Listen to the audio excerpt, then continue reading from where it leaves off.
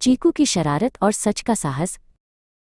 7 साल का चिंटू खन्ना अपने कमरे में बैठा अपनी रंगीन तोते चीकू को देख रहा था।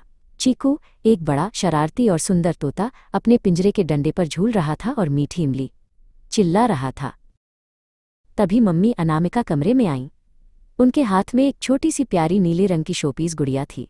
उन्होंने गुड़िया को मेज पर एक खास जगह पर रखा। चीकू, चिंटू, इसे मत छूना, मैंने इसे अभी अभी साफ किया है, ये मेरी सबसे प्यारी गुड़िया है, उन्होंने प्यार से कहा और बाहर चली गईं। जैसे ही मम्मी गईं, चीकू की शरारत शुरू हो गई। शरारत, वो फुसफुसाया।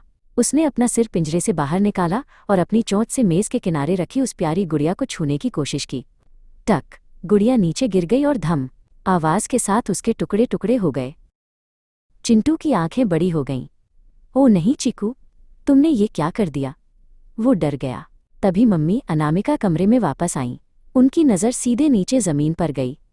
अरे, मेरी नीली गुड़िया, ये कैसे टूटा? मम्मी की आवाज़ में उदासी थी। चिंटू का दिल जोर जोर से धड़क रहा था। वो चीकू को बचाने के लिए नहीं, बल्कि डांट से बचने के लिए डर गया था।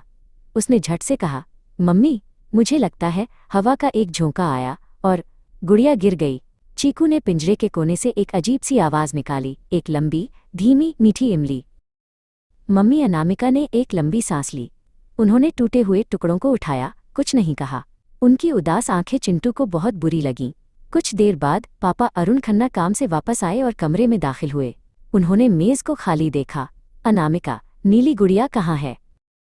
पापा अरुण ने जमीन पर नज़र डाली और छोटे छोटे नीले रंग के टुकड़े देखे। उनकी नज़र पिंजरे पर गई। चीकू एक पंख अपने पंजे में दबाए चुपचाप बैठा था। पापा समझ गए। उन्होंने चिंटू के पास आकर कहा, बेटे, टूटी हुई चीज़ को ठीक किया जा सकता है, पर अगर बात टूट जाए तो उसे जोड़ना मुश्किल होता है। क्या तुम हमें पूरी बात बताओगे? चिंटू की आंखों में आंसू आ गए। उसे मम्मी का उदास चेहरा याद आया। वो भागकर पापा के गले लग गया। मुझे माफ़ कर दो, हवा नहीं थी, चीकू ने उसे गिरा दिया था और मैंने झूठ बोला था। उसके रोने की आवाज़ सुनकर मम्मी भी आ गईं। मम्मी अनामिका ने चिंटू के सिर पर हाथ फेरा। प्यारे चिंटू, हम जानते हैं कि तुम डर गए थे।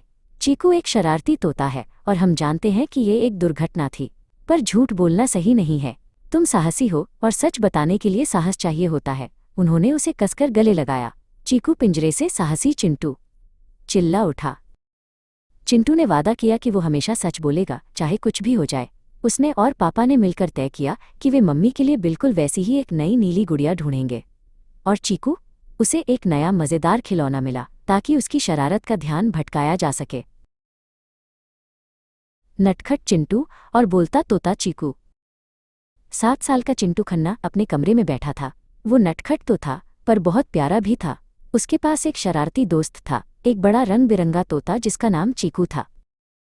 चिंटू ने चुपके से बिस्कुट का एक डिब्बा खोला। ये वाला बिस्कुट तो मैं अकेला खाऊंगा, उसने सोचा। तभी अकेला अकेला की आवाज़ आई। वो चीकू था जो अपने पिंजरे से झांक रहा था। चिंटू ने जल्दी से बिस्कुट मुंह में डालने की कोशिश की, लेकिन इससे पहले कि वो ऐसा कर पाता, चीकू ने तेजी से, मम्मी, चिंटू बिस्कुट चुरा रहा है, आवाज़ निकाली। ये आवाज़ हूबहू मम्मी अनामिका जैसी थी। क्या हुआ? कौन बिस्कुट चुरा रहा है? मम्मी अनामिका रसोई से भागकर आईं। उन्होंने चिंटू और खाली हाथ चीकू को देखा। चिंटू हंसते हंसते लोटपोट हो गया। ये चीकू है मम्मी, उसने आपकी आवाज़ निकाली। पापा अरुण भी ये सुनकर आ गए। मम्मी ने उन्हें सब बताया। चीकू ने पापा को देखकर तुरंत आवाज़ बदली। अरे वाह, क्या मस्त बिस्कुट है, उसने पापा की आवाज़ में कहा। पापा अरुण मुस्कुराए। ये ज़रूर कोई बड़ा बदमाश है, उन्होंने कहा। ठीक है, अब हंसी मजाक बंद। आज शाम हम सब बगीचे में पिकनिक मनाएंगे। बिस्कुट ले जाना मत भूलना चिंटू। चिंटू उत्साह से उछल पड़ा। शाम को पूरा परिवार बगीचे में था। एक रंगीन दरी बिछाई गई थी और टोकरी में फल, सैंडविच और हाँ, ढेर सारे बिस्कुट थे। चीकू भी अपने पिंजरे में पास ही था और सब कुछ देख रहा था। चिंटू ने अपनी प्लेट में 4 बिस्कुट रखे और तुरंत एक बिस्कुट चीकू के पिंजरे के पास रखा। लो चीकू, अब तुम्हें चुराना नहीं पड़ेगा, पर वादा करो मम्मी पापा की आवाज़ में शरारत नहीं करोगे। चीकू ने बिस्कुट लिया और फिर अपनी मीठी, तोते वाली आवाज़ में बोला, चीकू अच्छा, चिंटू प्यारा। सारा परिवार हंस पड़ा। वो एक बहुत ही प्यारा और मज़ेदार पल था।